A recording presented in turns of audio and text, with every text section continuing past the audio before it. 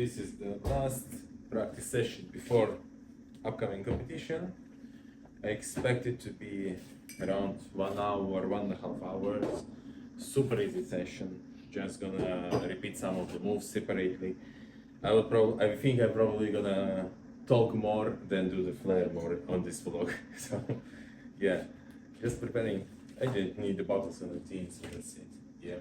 So the plan of the moves is 14th one bottle working Flair with the tap, 14th one bottle exhibition Flair with the liquid transfer, 13th one bottle exhibition Flair with the tap on the neck of the bottle.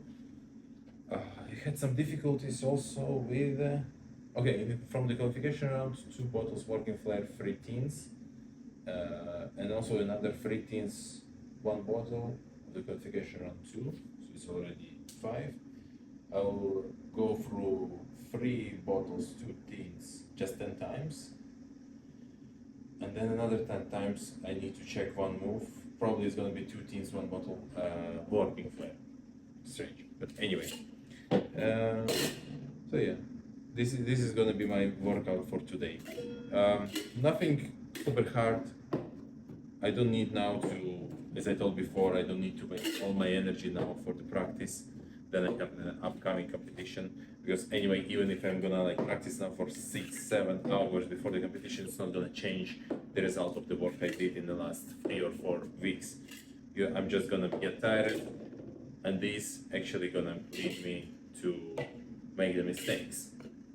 So yeah, I'd rather prefer to have 1 hour easy session just to get confident about the moves, and that's it. Even like normal practice session, I'm not training anymore like 8-12 hours like I used to be doing before.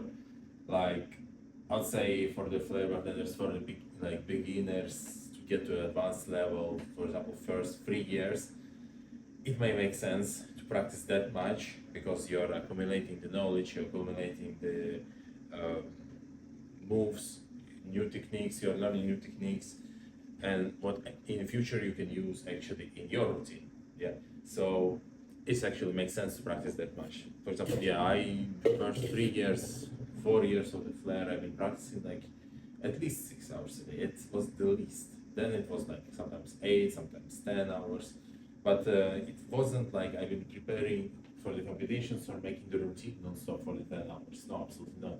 It was more the moves and the techniques I've been trying, the new ones. Yes, I've been just watching YouTube, checking some old Flair routines, and trying to copy the moves. You know, it's not like what I've been staying there and working only on 1 move for 10 hours. No, it was like the logic was, okay, try to replicate this move, try to make it, maybe come up with some upgrade, but the important thing for me was to understand the move.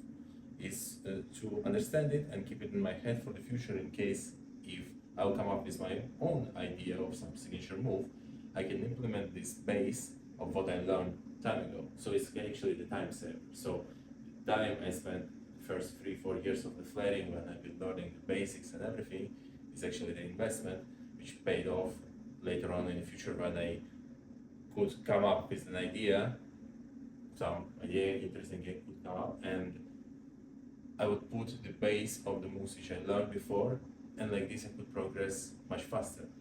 I wouldn't need to spend maybe 3-4 hours to invent the move, but half an hour, you know. So it's a good investment. Okay, I'll start to warm up and then practice.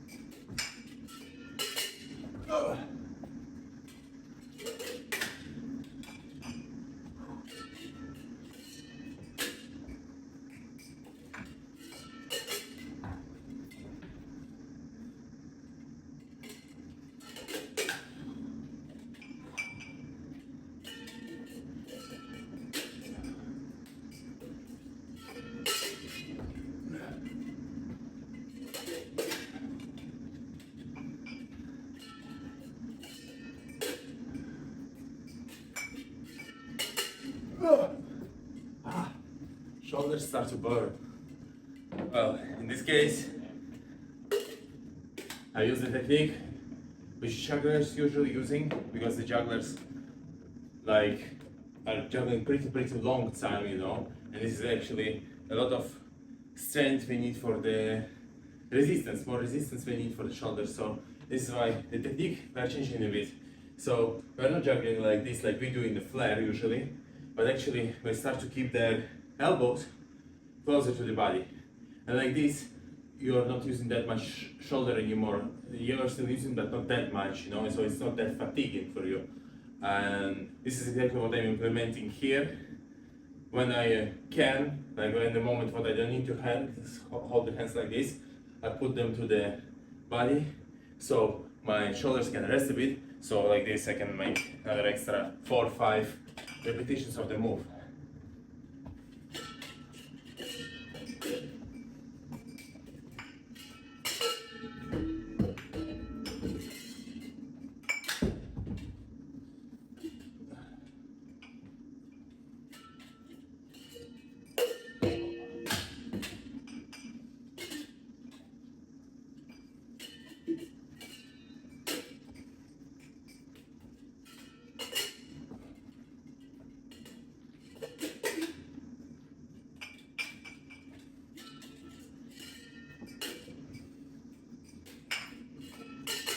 Opa! Ah.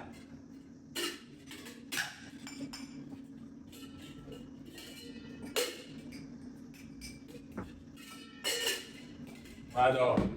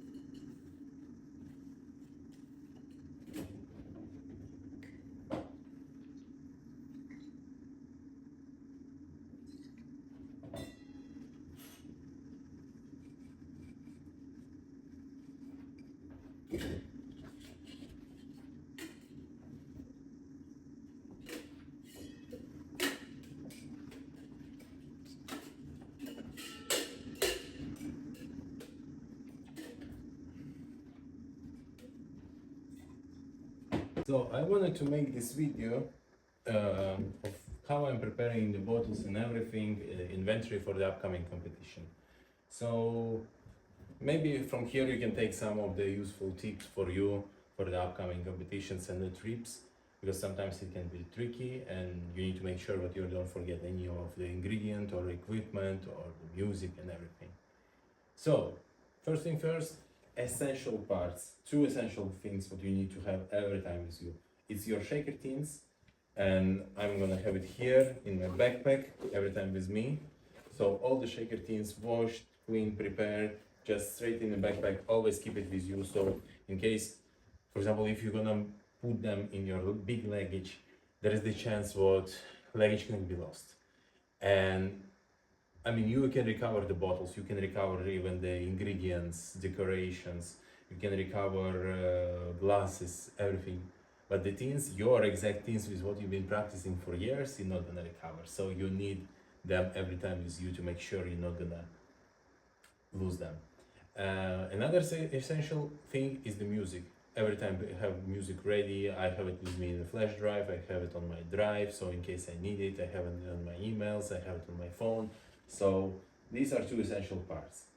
Then the rest, with the big luggage, which is going to be checked in, I have my ingredients all there inside. I have my competition bottles. I have it in this thing to protect them, or even if they're broken, get broken during the transportation, like all the glass gonna stay inside here and it's not gonna be all over the bag. I left the stickers from the previous competition, and my plan is to put another stickers, the one which is going to be of this competition, over them. Yeah. Usually I don't recommend you to do this. Usually I recommend you to clean them completely, but I'm a bit too lazy today to do it. And when I'm putting the stickers, I prefer to put them vertically instead of putting them horizontally like so. And the reason for this is, so for example, there's a lot of notches and the splits in the multi-objects which you may have.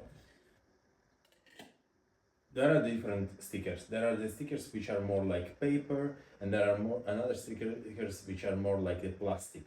So the plastic ones, this is the tricky one, because, for example, when you are in this position, when the tin and the bottle of the sticker are together, for example, if from this position you would love to split the move, the tin border can catch the sticker and may not prevent you to split them, or you're gonna throw them wrong, which gonna lead for the mistake.